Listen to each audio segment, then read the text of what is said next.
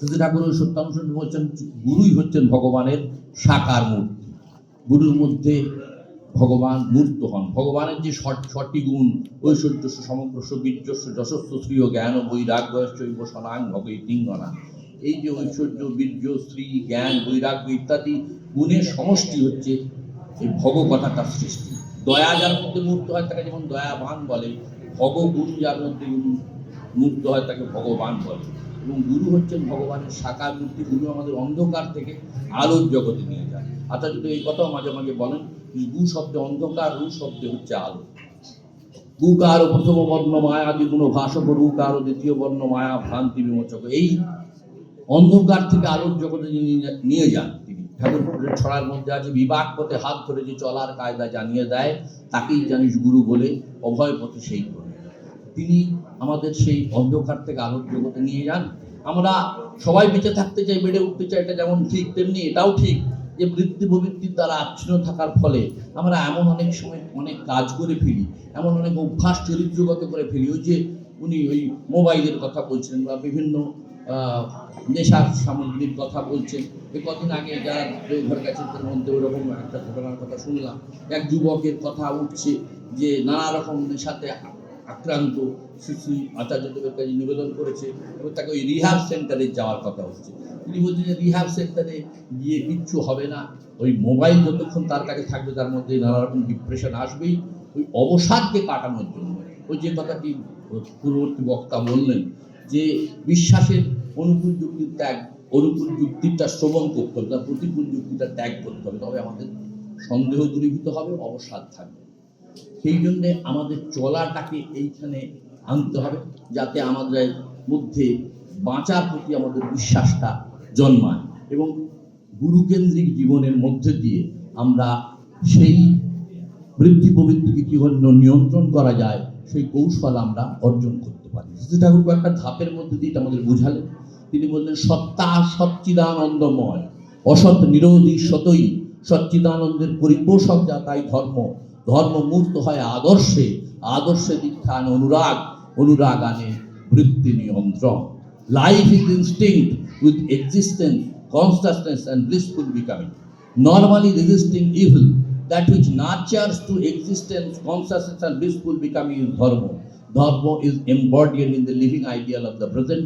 Initiation to the living ideal begets adherence, and adherence brings adjustment of complexes. So initiation to the living ideal, জীবন্ত সদ্গুরুর প্রতি আমাদের তার কাছে দীক্ষা গ্রহণ করতে হবে এবং দীক্ষার পরে তাঁর নির্দেশিত এই যে পথ, ওই যে 5টা নীতির কথা আলোচনা হলো, যজন যাজন ইষ্টভৃতি সস্তুনি সদাচার, সেইগুলো আমাদের পালন করতে হবে। না পালন করলে কিছু হবে না। ঠাকুর বললেন, if you want to have you'll have to be, if you want to be you'll have to behave accordingly. তোমাকে করেই পেতে হবে। তো সেই আমাদের করণীয়র মধ্যে দিয়ে আমরা যখন তার প্রতি আমাদের সহজ স্বাভাবিক টান আসবে, ওই যে প্রশ্ন আমার অস্তে যাও গ্রহ যুক্তি সরে, বলছি প্রশ্ন উদয় হলে তবেই তো অস্ত যায়। তো সেই চন্দ্র সূর্য উদয় হয় তখন অস্ত্র যায়। আমার মনের মধ্যে সহজভাবে যেটা তিনি বলছেন যে সত্যাদর্শীর আশ্রয় নিয়ে স্বাধীনভাবে চিন্তা করো আর বিনয়ের সহিত স্বাধীন মত প্রকাশ করো। তো সেই বিনয়ের সঙ্গে যে স্বাধীন মত, যে কেষ্টদা জিজ্ঞেস করছেন যে আপনি ওইরকম একটা শাক আনতে বলছেন কেন ওই ত্রিপুরা, যেটা অত সহজলভ্য শাক, ওখানে আনতে আনতে শুকিয়ে যাবে। তিনি বলছেন সবসময় যাতে আমার কথাটা মনে রাখে, সেই জন্য ওরকম একটা অদ্ভুত জিনিস আমি তাকে বললাম। তারও মনে বারবার আসতে লাগবে যে এই জিনিসটা ঠাকুর আমার কাছে কেন চাই, কখন আমি আবার এটা নিয়ে ঠাকুরের কাছে যাবো। বক্তৃতা দিতে দিতে তার ওই কথাটা বারবার নক করবে যে এইরকম একটা অতি সাধারণ জিনিস ঠাকুর আমার কাছে কেন চাইলেন, আমাকে যাওয়ার সময় তোমার এটা নিয়ে যেতে হবে। এই যে তাকে যাতে সবসময় স্মরণে রাখতে পারে। শ্রী পিতৃদেবকেও দেখেছি, তিনি এক বিদেশি আমেরিকান ভক্তকে বলছে, তুমি আসার সময় আমাকে একটা ঘড়ি আনতে পারো? বলে হ্যাঁ। কিরকম ঘড়ি? বললে যেটা প্রত্যেক মিনিটে একবার করে নক করে। তো সে যখন প্রণাম করে চলে যাচ্ছে বলছেন যে আমার কিন্তু ঘড়ির দরকার নেই, আমি ঘড়িটা কেন তোমাকে বললাম জানো? আমি বললাম যাতে সবসময় আমার কথাটা তোমার মনের মধ্যে নক, তুমি আমার কথা যাতে ভাবতে পারো। তারা সবসময় চান যে আমরা তাঁকে নিয়েই মগ্ন থাকি। এই যে আমার সম্বন্ধে বলতে গিয়ে অনেকে বললেন, সত্যি আমার জন্মদেহ ঘরে আমার নাম সদাপ্রিয় ঠাকুর রেখেছেন। আমি ঠাকুরকে 12 বছর বয়স অবধি ঠাকুরকে দেখেছি, পরবর্তীকালে শ্রী পিতৃদেব, শ্রী দাদা, ইষ্ট পরিবার অনেকেরই। কিন্তু মূল ব্যাপারটা হচ্ছে সবসময় তাদের যে সহজ ভালোবাসার টান, এইটা যদি আমার অনুভূতির মধ্যে থাকে, তাহলে আমি বৃত্তিকে নিয়ন্ত্রণ করার কৌশলটা জানতে পারবো এবং সেইটা আমাদের পরিবেশের মধ্যে আমরা ছড়িয়ে দিতে চেষ্টা করবো। শ্রী বিদ্যাদেবের কাছে বিভিন্ন মানুষ বিভিন্ন সমস্যা নিয়ে যেত। তিনি একটা কথা প্রায়ই বলতেন যে ঘরে বাইরে মানুষের সঙ্গে এমন ব্যবহার করবি যাতে মানুষ তোকে শ্রদ্ধা করে, বিশ্বাস করে, ভালোবাসে। ঘরে বাইরে, ওই যে বলছি বউয়ের সঙ্গে বলতে হবে, ছেলের সঙ্গে বলতে হবে। শুধু এই সাদা ড্রেস পরে মাইকে দাঁড়িয়ে বক্তৃতা দেওয়ার সময় বললে হবে। সকলের কাছেই এটা তোমার আচার আচরণের মধ্যে দিয়ে ফুটিয়ে তুলতে হবে যে আমি ঠাকুরকে কতখানি আপন করে নিয়েছি নিজের চলার মধ্যে দিয়ে, এবং অন্যের কাছে আমি যে ব্যবহার প্রত্যাশা করি তাকে যেন সেই ব্যবহারটা আমরা করতে পারি। এই যে হিমাদ্রি ভাই পরিমলদা অসুস্থ হয়ে, হিমাদ্রি ভাই ভর্তি হয়ে আবার বাড়ি এসছে, আর এই পরিমলদা এখনো ভর্তি হয়ে বাড়ি আসতে পারেনি। আমরা অনেক কাজ করছি, কিন্তু তাদের খবরটা আমাদের রাখতে হবে যে কেমন আছে, কি অবস্থার মধ্যে আছে, আমার সত্যি তাদের কাছে কিছু করণীয় আছে কিনা। হ্যাঁ, আমরা এই ব্যাপারগুলো, এই সহজ ভালোবাসার ব্যাপারগুলো আমরা অনেক সময় খেয়াল করি না, ভুলে যাই। কিন্তু এইগুলো আমাদের অবশ্য করণীয়, প্রত্যেকটি মানুষের বাঁচা বাড়ার পাশের জন্য তাদের পাশে গিয়ে দাঁড়ানো, এবং কিভাবে তারা যাতে এই পরিস্থিতির মধ্যে থেকে উদ্ধার পেতে পারে।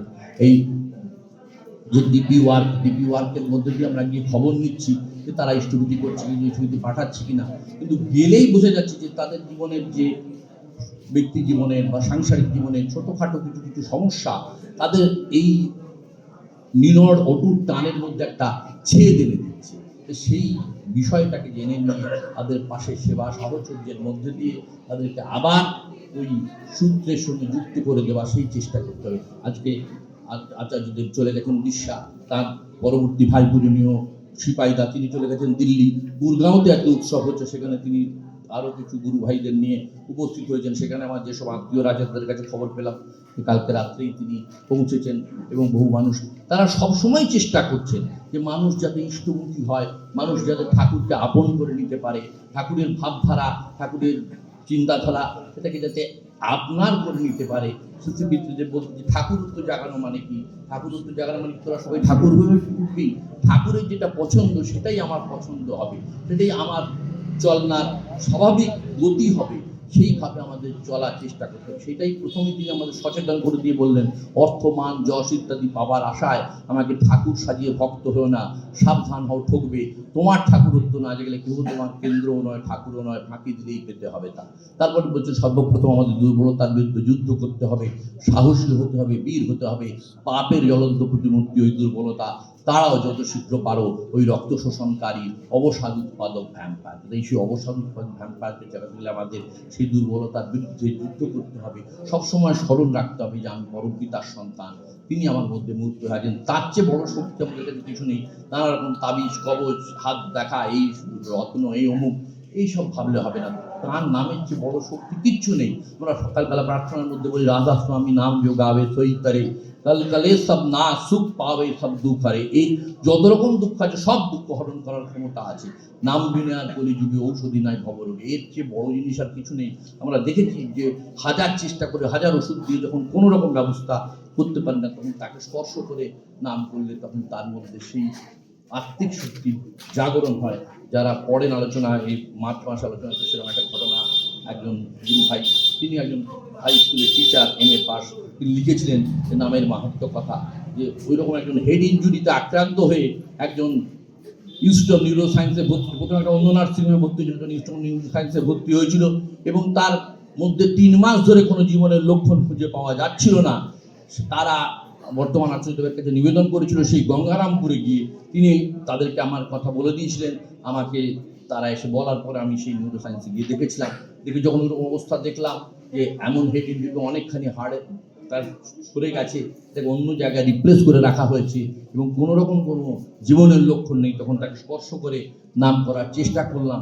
তার মধ্যে দিয়ে কিন্তু সেই কিছুক্ষণের মধ্যেই তার চোখ খুলে সে তাকালো এবং তার মধ্যে জীবনের লক্ষণ এলো। এখনো সে পুরোপুরি সুস্থ হয়তো হয়নি, কিছু কিছু নিউরোলজিক্যাল ডেফিসিট আছে, কিন্তু তাহলে সে হেঁটে চলে বেড়াচ্ছে, অল্প অল্প হলেও কথা বলার চেষ্টা করছে। তার পরিবারের আরও কয়েকজন গত বছর এই পানিহাটি উৎসবের সময় দীক্ষা নিলেন।